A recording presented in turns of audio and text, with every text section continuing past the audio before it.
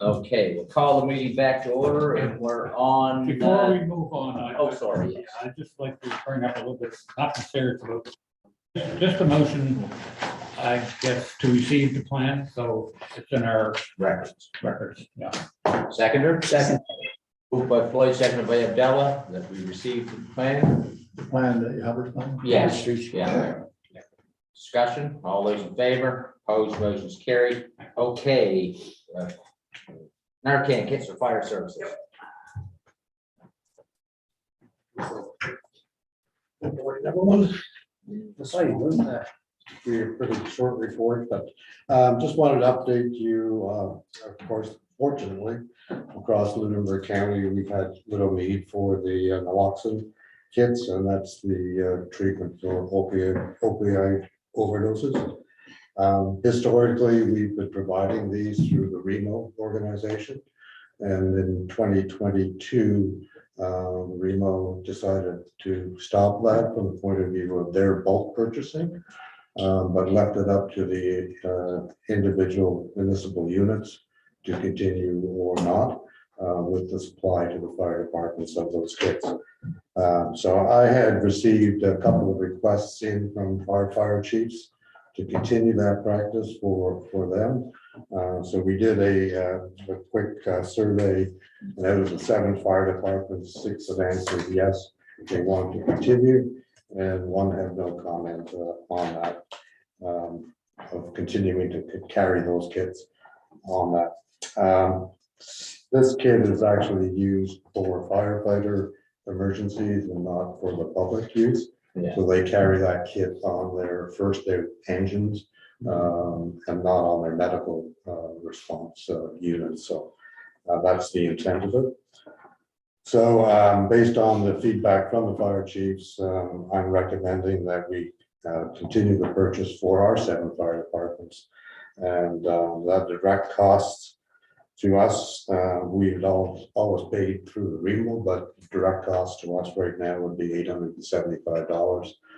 And that would be over a 2-year period because the kits expire in 2025. So we would have that expenditure for If they run into a situation where they need them, they need them. right, exactly. And it's the point of having the convenience. This kit is actually much more convenient and quick than the one that is supplied by EHS. The EHS kit, you have to break a little glass ampule and load up the drug, and then you have to finish it. This is a quick. So obviously You need it in a hurry. they had people on the department to do that. They are trained to do that. Oh, yes, yeah, and we always provide the extra training on that. There's a Okay. video online. Make a They're very motion to used to it. purchase the 7 kits, it's a much better investment than the drones. Second. Moved and seconded. Well, moved by Floyd, seconded by Sharon, that we purchase the kits. Discussion, all those in favor. Opposed, motion's carried. We did maintain the same. You just ruined the reason I brought it. Yeah. I didn't. You didn't. Okay, 10.4, request for decision, community development and recreation grants review.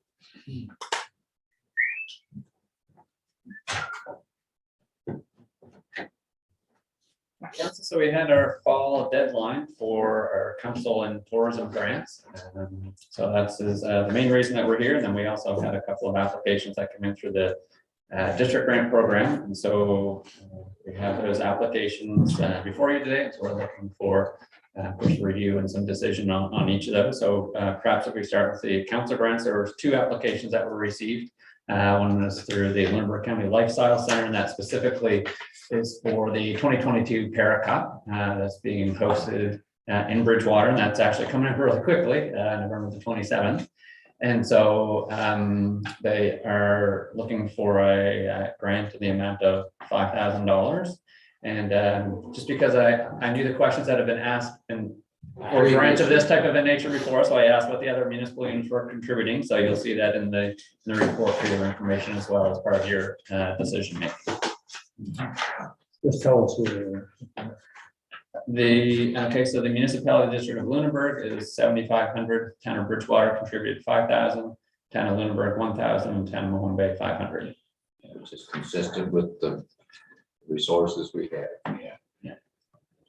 This is the same as the event they had before a number of years ago. It is, It yes. was a great event. I went and attended some of it. It was a great event. And it's always nice when you have a Canadian-American final championship. So we'll see if that did happen the last time. So I'm not sure if that will be this time as well, but that always tends to draw a crowd as well. Yeah, so what do we want to do? I'll make a motion to approve. Well, I think that's too much though. I agree. So I'll just give you a little bit of context here as well. So in terms of budget, so your total budget for the year was 25,000. In the spring, you had already approved $19,050. So in your budget right now, you have a total budget of $5,950 remaining.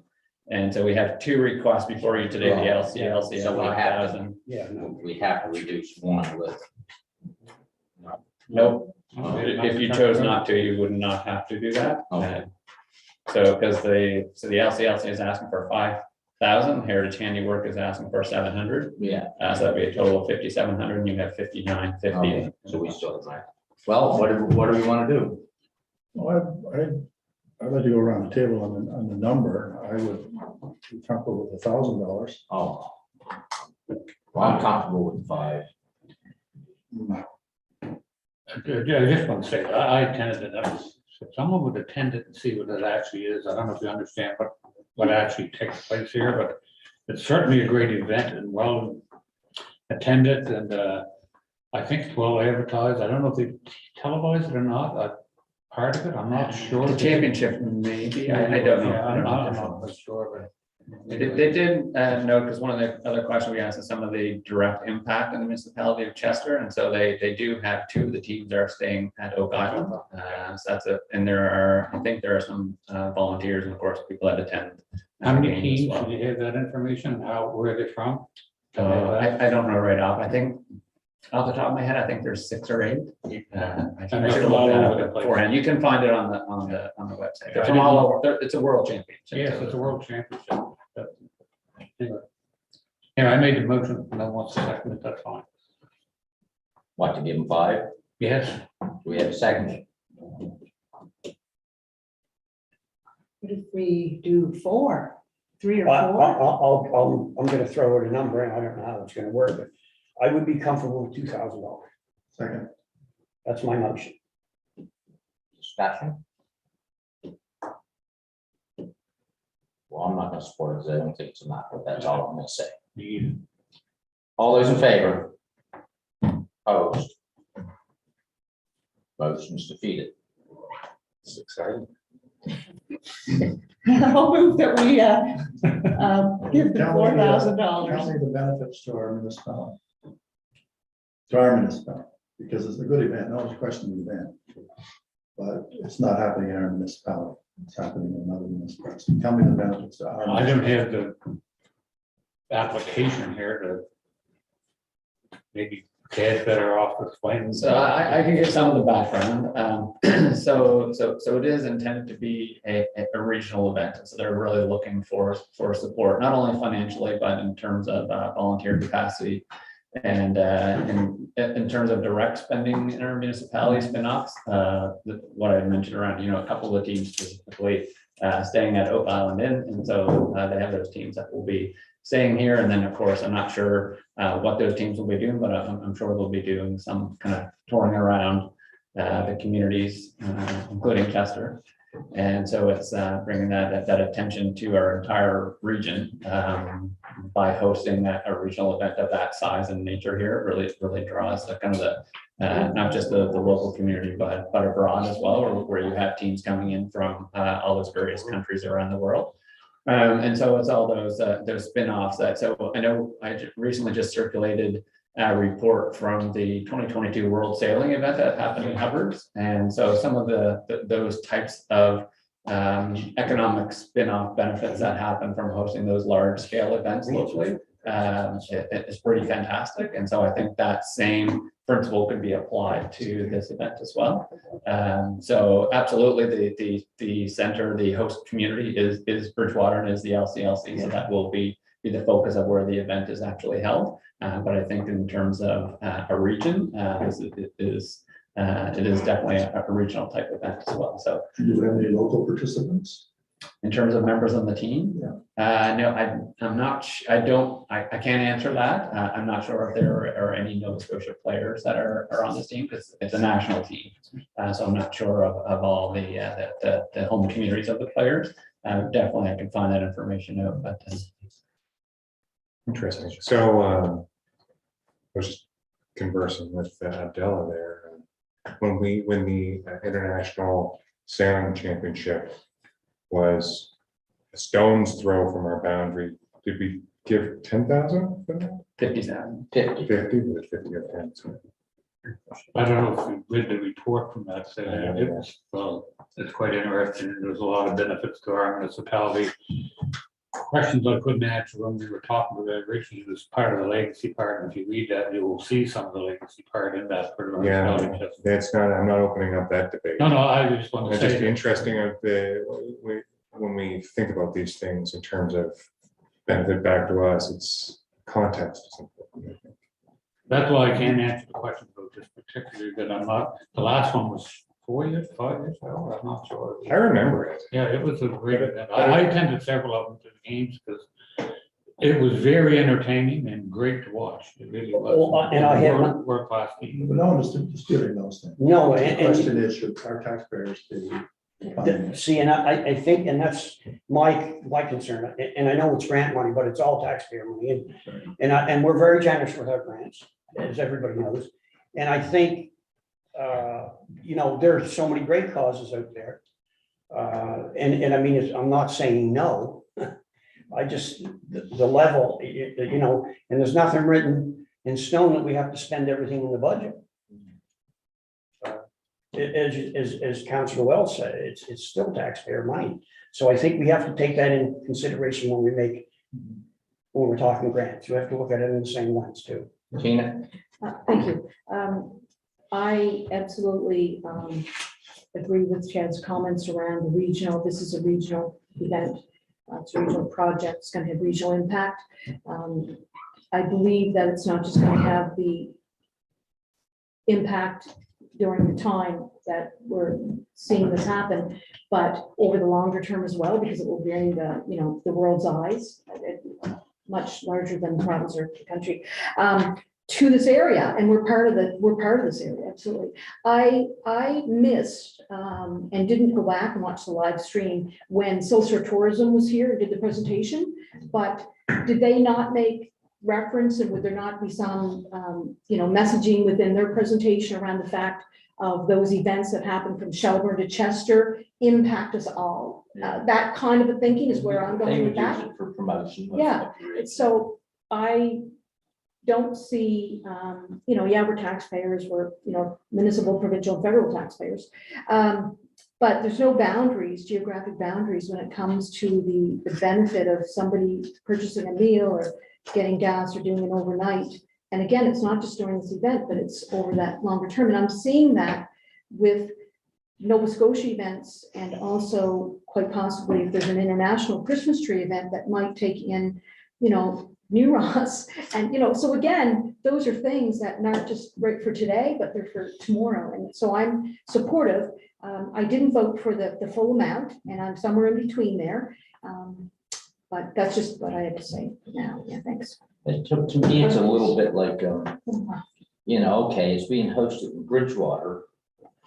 But if it was being hosted in Chester, I would still expect the district of Lunenburg and the town of Bridgewater them to support it. I mean, Did they support the Howard's sailing? I don't think they were even asked. Just wanted to question whether they would or would be asked.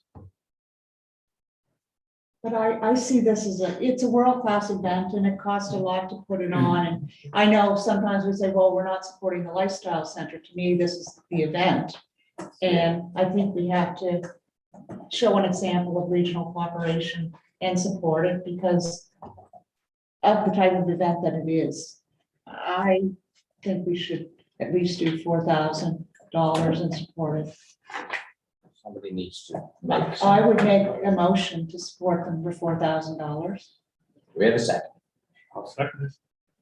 Discussion on the motion. All those in favor? Opposed? Motion's carried. Okay. I knew you'd like that. Let's hope that's the It's most. so much we have more today. interesting when we don't agree. Okay, council,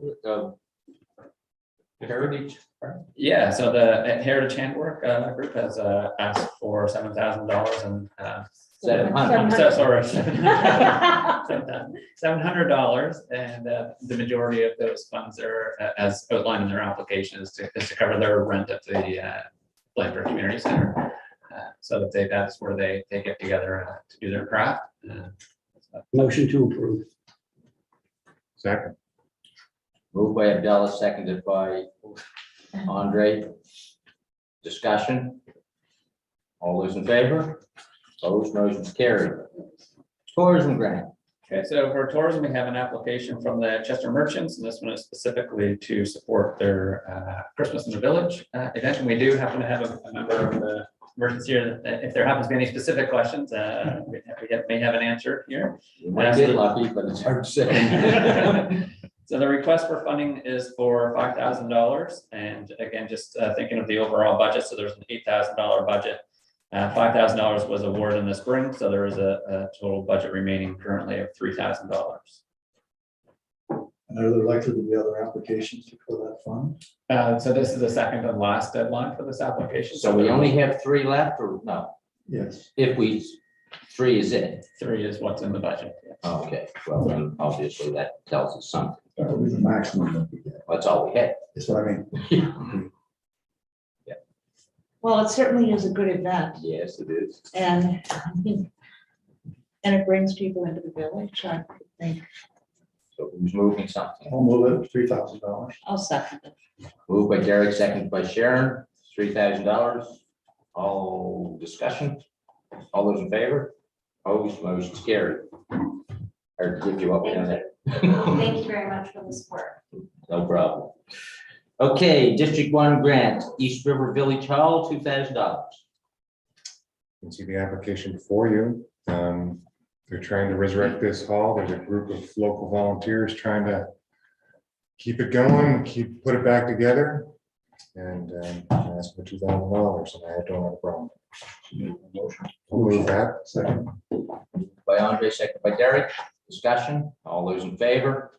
Opposed, motion's carried. District 1 again. Parish of Blanford, $200. Yep, they do some gardens. You can see it before you. So I'll move that we approve this grant. Second. Moved by Andre, seconded by Derek. Discussion, all those in favor? Opposed, motion's carried.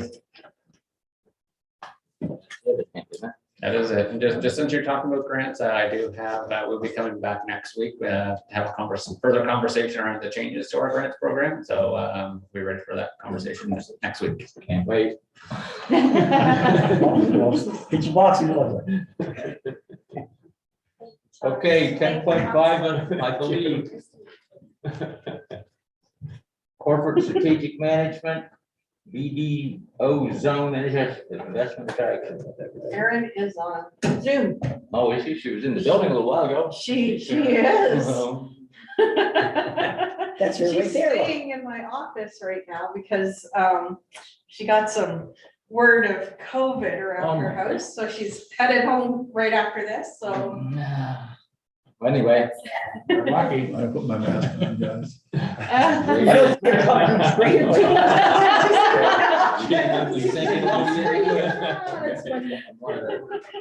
Say, feel safer. Sorry. So good morning, council. I'm in front of you today in regards to a request from the Nova Scotia Innovation Hub. They are seeking municipal support to establish a BDO zone in Southwest Nova Scotia. So the BDO zone is an initiative from a company called EcoStrat, who look at different areas around North America at in a nutshell, it's to measure and quantify different feedstocks for the bioeconomy, so bio-based development. The feedstock that the Innovation Hub is looking to certify in Southwest Nova Scotia is the low quality wood fiber and sawmill residues. The goal is to provide a market for that product for woodlot owners and mill owners by attracting investment from bio-based developers to our region. And markets for the low quality wood fiber and the residuals from sawmills have been, negatively impacted by the closures of Bowater and Northern Pulp. So some of the background and alignment with our target sectors in regards to that, this ticks off a lot of boxes for our investment attraction marketing plan. This it really speaks to being investment ready, and it's providing data to the industry. It's making it easier for them to look at our region and say, there is enough feedstock there, there's a commitment of suppliers, and so it's worth taking a look at our region for investment. And not only that, it creates the platform that EcoStrat uses, creates direct dialogue with these developers. So a lot of our sometimes marketing initiatives, there's a lot of leakage in terms of the target audience. So we'll put out marketing campaigns and say half of the audience doesn't really care about what we're marketing and the other half does. With this initiative, it's a direct access to these bio-based developers.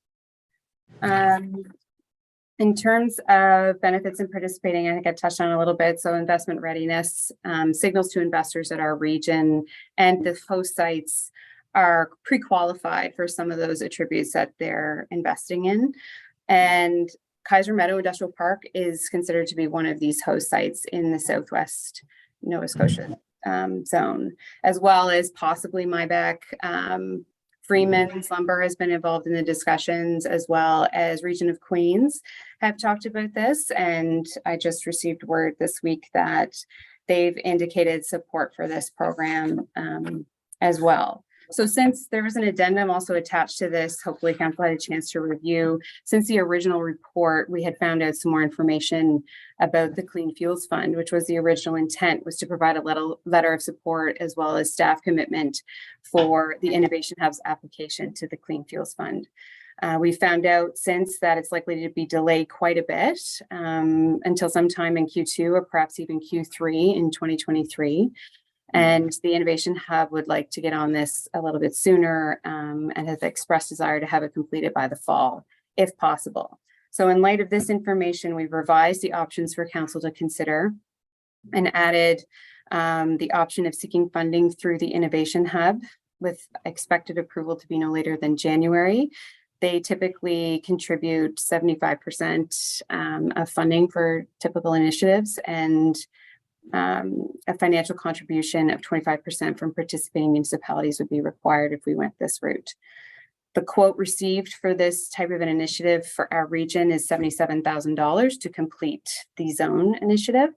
And therefore the 25% contribution equates to just under $20,000 for the zone. So the actual financial ask will depend on the number of participating municipal partners, but we do know now that Queens have indicated that they would be willing to participate and have chosen that option as the path forward. So what I'm here for today is to ask council for support for this initiative and looking for direction on how we want to proceed, if so. So the more municipal units that participate, that they all contribute financially to some degree, and that they're $20,000 piece. Yes. Yeah. So I mean, I'm all for participating. I'm just not sure what amount we're supposed to is required. So the maximum amount, Aaron, I think is the 19,250. If Queens participates, it would be half of that amount then. Well, And if a third one participates, we'd be a third of that. We just have to wait and find out what. The third one would be the District of Lunenburg. I don't believe, they haven't asked the towns. I don't believe they're not involved in this. It's the three rural districts. Yeah. Yes, we did include the towns as well because we didn't want to make any assumptions, but it's likely they would not participate financially just because they don't have as big of a stake. They don't have host sites or potential host sites for the industry. Do people want to participate? Why? Yes, I Yes. mean, if it's anything to promote Kaiser Meadow, I think that's a good thing. That's what we're trying to do. It's within our strategic. Well, and biomass, Growth and strategy. that's all Yeah. environmental, Yes. just the direction we. Yeah. The sectors. So it's just a question, I don't know how much money the state will provide.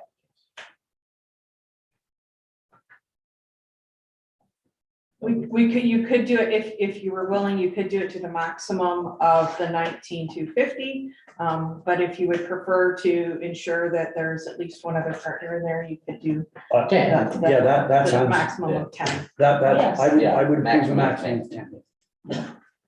I'll Okay, so second. Moved and seconded that we provide $10,000, I'll second that. maximum, I mean, if there's another unit which gets split less than fine. Yeah. We're happy. So that's moved by Sharon and seconded by Adela. Yeah. Discussion, all those in favor, opposed, motion carries. Thank you. Thank you. Sort of fits in with what we're You can't believe it. Yeah, well, I mean, sometimes things work out. Okay. Okay, so now I think I'm on to my other agenda. No. Open vote. Oh, open the vote. Then I got another agenda. Okay, open the vote on the first agenda. Thank you. So just 3 items to mention in the district of New Ross. So there's a veteran banner program, and you may have seen the post on the municipality of Chester's Facebook site. So thank you for that. The Legion, it was initiated by the Legion, co-sponsored by the New Ross Historical Society and the New Ross Regional Development Society in terms of some of the costing for the hardware, the pole banner hardware. The families contributed for their own banner, if you will. There are 38 up, and more could have gone in that there was a deadline to order, to then place the Legion to place the order to receive them back.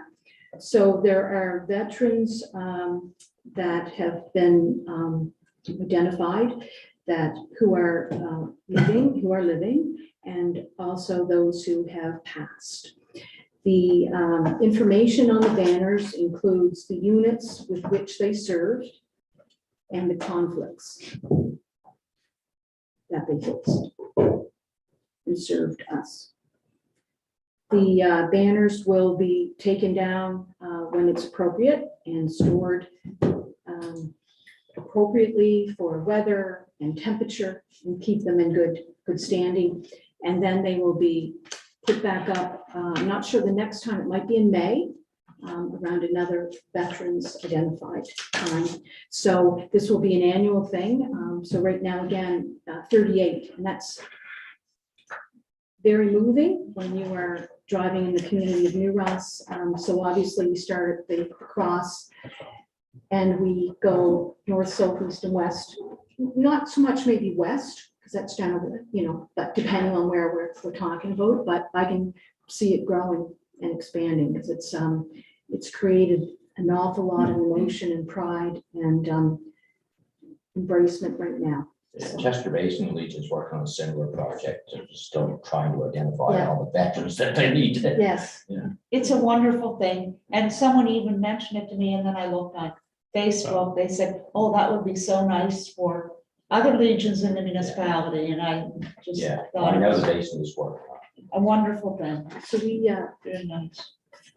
reached out to Nova Scotia Power as well, because communities have to be careful when you're dealing with the poles and the equipment, and you have to be sure of what you're doing. And so the first contact was made to an individual in Chester Basin, and that was wholeheartedly received. But in the meantime, we are lucky in the community of New Ross that we have East Coast Power Line that's relocated from Hants County, East Helmsdale, doesn't matter where you're at.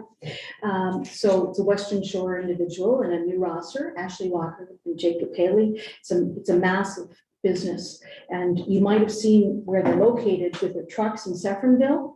At any given day, you'll see 20 to 40 trucks, I'm sure, in there. And they do contract work all over Canada and beyond for Nova Scotia Power. So they jump right in and they put the hardware up and we'll take them down. They'll bring their equipment and manpower, person power to do that. So that's all on that one. Secondly, would be the outdoor rink. And you will probably recall conversations around the table under grant deliberation, where we in the community looked at doing an outdoor rink underneath the covered structure at the New Ross Fairgrounds. And up to this point, the size has been 70 feet in length and about 40 feet in width. And that was dictated by the size of the liners that we could order, and we got them and unrolled them and kept them level and tried not to have any rocks and things like that. And site work preparation and volunteers, and then the fire department went above and beyond, as they said, in the community, but just the constant filling, the water and making sure that it was frozen, and then another layer and back and forth, and even more than just the water. But we decided at our debrief, and I say we because it's a committee of 2 representatives from the Farmers Association, 2 representatives from the Development Society, and 2 representatives from the Fire Department, Development Society, and farmers. At our debrief, we decided that we would up it a level and look at a professional kit, which you'll see on the screen there. Not a great picture, but it's one I came up with just now in the middle of council. So we looked at the pricing of what this was going to be, and we thought we were okay with it, and it actually came in a bit higher. We're still okay. So we did a reach out to the community over the last few months to look at donations.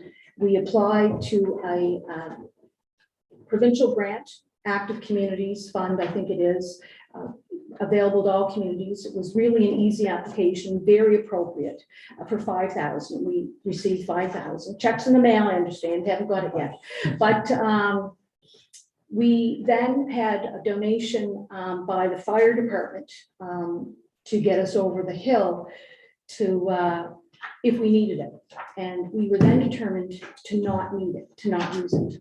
But it reminded us of the goodness of the fire departments in our community. And the fire chief stated very quickly that the Nova Scotia raffle has been good to them, and they want to be good to the community. So they came to us at the table with a donation of $10,000. But we were determined not to use it.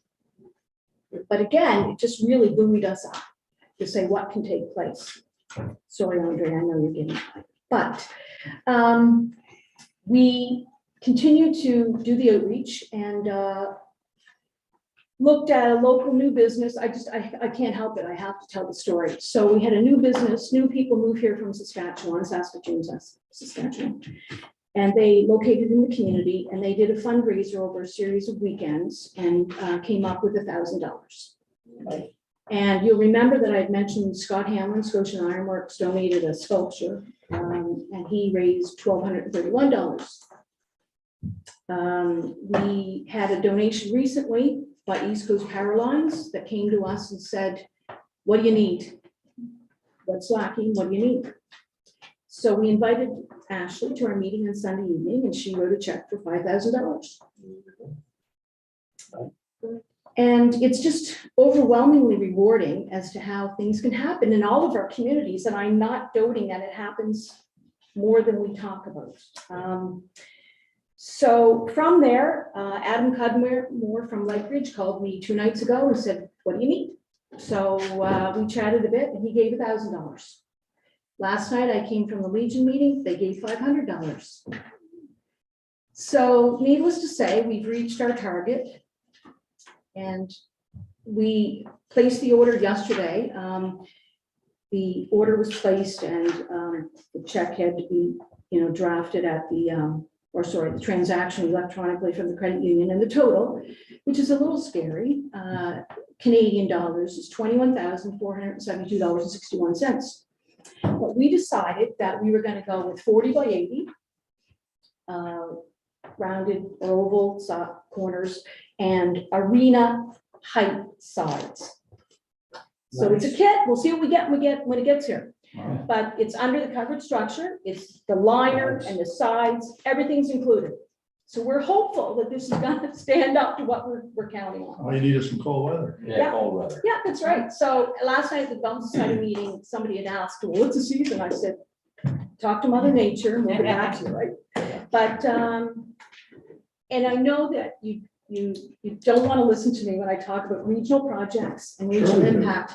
Absolutely. But last year in February, when I was there with 4-H, was it last year, or the year before? I purposely asked people, not their names, but where they were from, and they had read about it on the social media posts, and there was a young family from Chester that drove in specifically, and there was a gentleman there with a T-shirt on because his child would not go by without stopping, and they were going to a family event further down the shore, but they were from the valley, but they will be back. You know, it's impacting a lot of people. It's accessible, it's affordable, there's no cost. We have lights on that extend it into the evening until probably 10 or 11 o'clock at night. People go down and we're talking about getting it on a timer now. That's the rink. We obviously had preparation to do. So there's gravel, a small excavator has to be brought in, et cetera, et cetera. We are talking now about having the need for a porta potty, which we will fundraise for that, and we will go above and beyond the 21. We are looking at a small storage building to store the items because we don't want mice to get to this in one of those buildings over the summer. I'm not saying there are mice around, but there might be. So I'm going to probably encourage my group to look at the spring or January. I don't even know when our application deadlines are going to be for small capital and some of the other project funding. So I hope that they come through the door with an application. But I just wanted to talk about that ring project because it's beyond success for us as a committee of 7 now with Ashley, because we just never saw people generously stepping up to the extent that they did. But again, it can happen everywhere and does happen everywhere. It's not any different anywhere else. Third thing is, want to make sure that I invite you to an event coming up, a phenomenally fun fundraiser coming up a week from tomorrow, Friday, November the 18th, I'm sorry. I can't say our annual auction of wine and cheese evening because we haven't had it for the last 2 years because of COVID.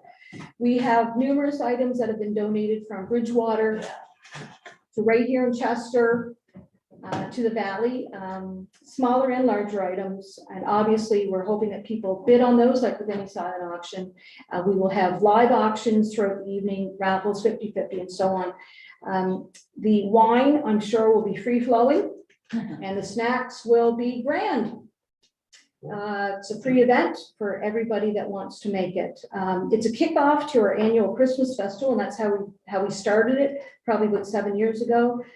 But as well, it is a very serious fundraiser, which then allows the Regional Development Society to put monies back into our bandstand, support the veteran banner program, the rink possibly, we talked about it last night, to support the porta potties at the rink project. So as a development society allows us to do our fundraise, support other like-minded community projects.